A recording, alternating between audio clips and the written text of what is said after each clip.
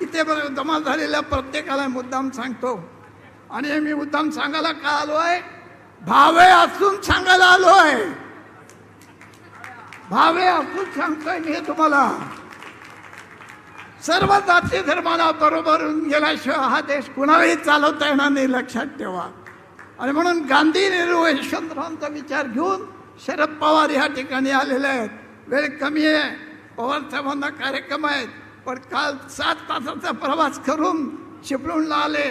आज 650 लोकांना सकाळपासून पवार साहेब भेटलेले आहेत. 84 वर्षाचा तरुण. आणि म्हणून साहेब, या 84 वर्षाच्या तरुणाला हा 85 वर्षाचा म्हातारा नमस्कार करतो आहे.